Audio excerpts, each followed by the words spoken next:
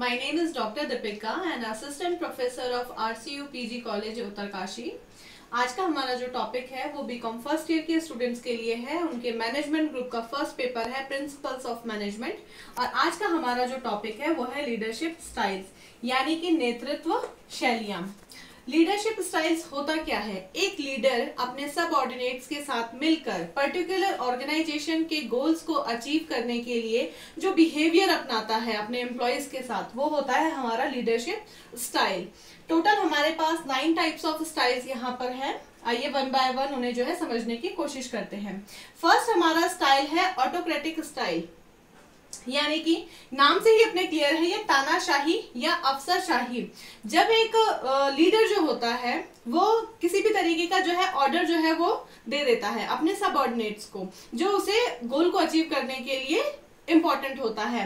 अब अपने एम्प्लॉय से ये उम्मीद करता है कि वह अपने लीडर के अकॉर्डिंग उस पर्टिकुलर काम को जो है करके उसे देंगे। इस जो स्टाइल की कमियां होती है वो ये कमियां होती है कि जो लीडर है वो ना ही अपने सबऑर्डिनेट्स के साथ कुछ डिस्कस करता है और ना ही उनके अपने डिसीजन मेकिंग में उनकी कोई हेल्प लेता है। वो केवल अपना ऑर्डर देता है, निर्देश जारी करता है और उसके सबऑर्डिनेट्स को उसके हिसाब से ही काम करना होता है। सेकंड है हमारा ऑथोरिटेरियन स्टाइल। ये स्टाइल भी कहीं ना कहीं ऑटोक्रेटिक स्टाइल से मिलता जुलता ही है। सत्तावादी स्टाइल इसका नाम है, सत्तावादी शैली। लेकिन इसमें इतना सा डिफरेंस है कि ऑटोक्रेटिक में एक लीडर बिना सोचे समझे, बिना अपने सबऑर्डिनेट्स के बारे में जाने, केवल अपने जो है ऑर्डर्स जो है वो जारी कर रहा था और सब ऑर्डिनेट्स को उन्हें एज इट इज फॉलो करना पड़ता था। लेकिन अथॉरिटेरियन में जो लीडर होता है वो थोड़ा सा लिबरल हो जाता है अपने एम्प्लॉयज के लिए और थोड़ा सा सोच विचार करके ही वो ऑर्डर देता है। सिचुएशन यहाँ पर भी सेम है, ना तो लीडर अपने सबऑर्डिनेट से कोई डिस्कस करता है और ना ही डिसीजन मेकिंग में उनकी कोई हेल्प लेता है, बस थोड़ा सा लिबरल अपने एम्प्लॉयज के प्रति वो हो जाता है। थर्ड है हमारा pace setting style. Pace setting भी अपने नाम से क्लियर है, जैसे कि गति निर्धारक शैली, पेस सेटर। इसमें एक लीडर क्या करता है, जैसे कि ये एग्जांपल आपके सामने है। लीडर क्या करता है, एक टारगेट दे देता है अपने सबऑर्डिनेट्स को, पर्टिकुलर टाइम के अंदर आपने ये काम पूरा करना है। कोई भी जो ऑर्गेनाइजेशन का जो है, सपोज प्रोडक्शन का कोई काम है कि 6 महीने के अंदर आपने इतना इतना काम करना है, उसने एक टारगेट दे दिया, पेस एक सेट कर दिया अपने सबऑर्डिनेट्स के लिए। अब वो आपके जो एम्प्लॉयज हैं उसके सबऑर्डिनेट्स हैं ABCDEF सपोज हैं, एग्जाम फॉर एन एग्जाम्पल, तो उस पर्टिकुलर टाइम में उन एम्प्लॉयज ने उस टारगेट को फुलफिल करना है। ये इस टाइप की जो हमारी शैली होती है वो होती है पेस सेटिंग स्टाइल जो है ये होता है। नेक्स्ट है हमारा कोचिंग स्टाइल। ये भी अपने नाम से क्लियर है। इसका बेस्ट एग्जांपल हो सकता है जैसे कि स्पोर्ट्स में कोच होते हैं। कोच क्या करता है, कोच को ये बहुत अच्छे तरीके से मालूम होता है कि उसके एम्प्लॉयज में क्या क्वालिटीज हैं और अपने एम्प्लॉयज की उन क्वालिटीज को वो कहाँ पर यूज कर सकता है। या किस, जैसे स्पोर्ट्स में होता है ना कोच, उसे पता होता है कि कौन सा जो है स्टूडेंट किस स्पोर्ट में अच्छा होगा। इसी तरीके से जो कोचिंग स्टाइल है, और जहां पर जरूरत पड़ेगी वो उनको सिखाता भी है। जैसे कोच कोचिंग देता है, तो ये हमारा स्टाइल जो है कोचिंग स्टाइल है लीडरशिप का, कि लीडर जो है अपने एम्प्लॉयज को कोचिंग करता है, कोचिंग देता है वो उन्हें पर्टिकुलर उस टास्क को कंप्लीट करने के लिए। नेक्स्ट है हमारा डेमोक्रेटिक स्टाइल। ये भी अपने नाम से देखिए आप लोग, लोकतांत्रिक शैली या फिर प्रजातांत्रिक शैली। ये भी अपने नाम से क्लियर है कि डेमोक्रेटिक स्टाइल में क्या होता है कि लीडर जो है वो ऑर्डर्स देता है, ठीक है, और अपने सबऑर्डिनेट्स के साथ उनके जो अपने डिसीजंस उन पे थोपता नहीं है, बल्कि वो डिस्कस करता है अपने सबऑर्डिनेट्स के साथ। और इसका जो दूसरा नाम है वो है पार्टिसिपेटिव स्टाइल भी इसका नाम है, यानी कि लीडर और उसके जो एम्प्लॉयज हैं वो दोनों पार्टिसिपेटिव होकर, एक साथ होकर जो है कोई भी डिसीजन लेते हैं। नेक्स्ट है हमारा एफिलिएटिव स्टाइल। इसके हिंदी मीनिंग है मिलनसार शैली। इसमें भी जो है लीडर क्या करता है, अपने एम्प्लॉयज के साथ कोशिश करता है घुलने मिलने की, फॉर्मल रिलेशंस के साथ ये कोशिश करता है कि थोड़ा सा इनफॉर्मल रिलेशनशिप भी बने, ताकि वो अपने एम्प्लॉयज से ऑप्टिमम जो है उनका यूटिलाइजेशन ले सके अपने ऑर्गेनाइजेशन के गोल को अचीव करने के लिए। तो इसमें भी जो है आपका पार्टिसिपेटिव की तरह ही है ये, कि घुल मिलकर वो अपने एम्प्लॉयज के साथ उनके व्यूज भी जानता है, उनके डिसीजंस भी सुनता है, उनके जो है हेल्प लेके पर्टिकुलर किसी डिसीजन को वो लेता है। नेक्स्ट है हमारा लेजिस्फेयर। इसका मीनिंग है हस्तक्षेप ना करना, और इसका दूसरा नाम है फ्री रेन स्टाइल। इसमें क्या होता है कि जो लीडर है उसने क्या करना है, टॉप मैनेजर जो मैनेजमेंट है और जो उसके सबऑर्डिनेट्स हैं, बीच में लीडर है, उसने एक जगह से इंफॉर्मेशन ली। सपोज आपका ये जो है ये आपका टॉप मैनेजमेंट है, बीच में ये आपका लीडर है और ये आपके सबऑर्डिनेट्स हैं। तो ये लीडर यहाँ से इंफॉर्मेशन लेगा, आगे जो है इसने ऑर्डर दे दिया कि आपको ये काम करना है।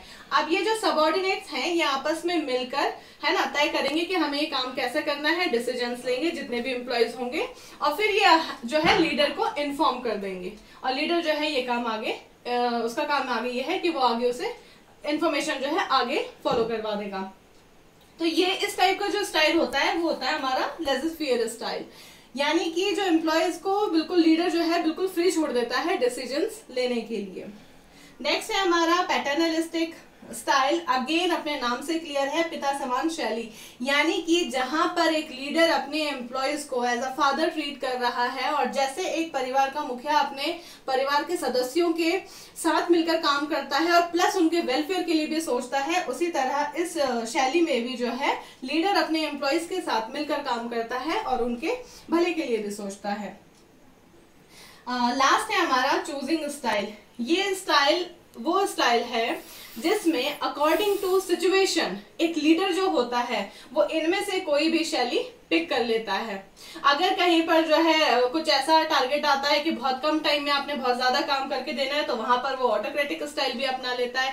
कहीं पर जो है वो थोड़ा सा ये एफिलिएटिव स्टाइल भी जो है चूज कर लेता है, या डेमोक्रेटिक, जहां पर कोई डिसीजन ऐसा आता है कि वो खुद से नहीं ले पा रहा है या उसे हेल्प चाहिए तो वो अपने सबऑर्डिनेट्स के साथ मिलकर वो डिसीजन लेता है। तो ये होता है आपका डेमोक्रेटिक स्टाइल।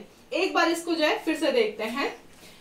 ऑटोक्रेटिक स्टाइल में क्या होता है, जो लीडर होता है वो मिड में है, ठीक, ये उसके एम्प्लॉयज है ABCDEF, ये जो है उसके सबऑर्डिनेट्स हैं। तो इसमें जो पावर होती है, जो अथॉरिटी होती है, वो केवल लीडर के पास होती है। लीडर इनसे काम करवा रहा है, दैट्स इट। ना वो इनसे कोई इनके व्यूज वो जान रहा है, ना वो इनसे कोई एडवाइसेस ले रहा है, वो खुद ही डिसीजन मेकिंग कर रहा है, बस इनसे काम करवा रहा है।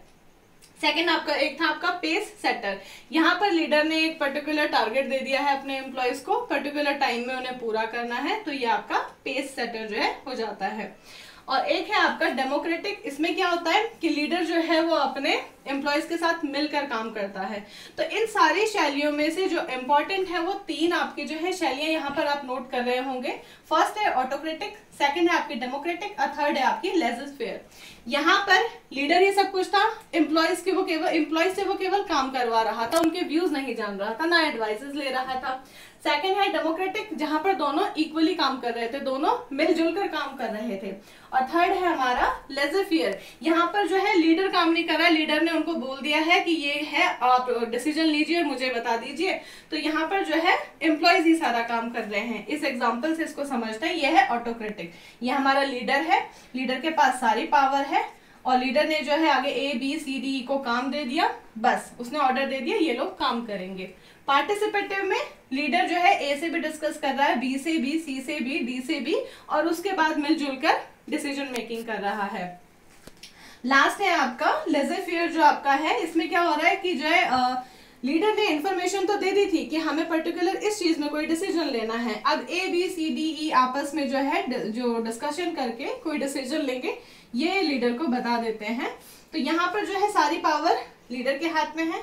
यहाँ पर उसने अपनी पावर को डेलीगेट कर रखा है एम्प्लॉयज के साथ, और यहाँ पर जो है उसने क्या किया है, सारी पावर जो है एम्प्लॉयज को दे दी है। वो केवल एक इंफॉर्मेशन मीडियम का काम कर रहा है मैनेजमेंट और सबऑर्डिनेट्स के बीच में। तो ये हैं आपके सारे लीडरशिप स्टाइल्स।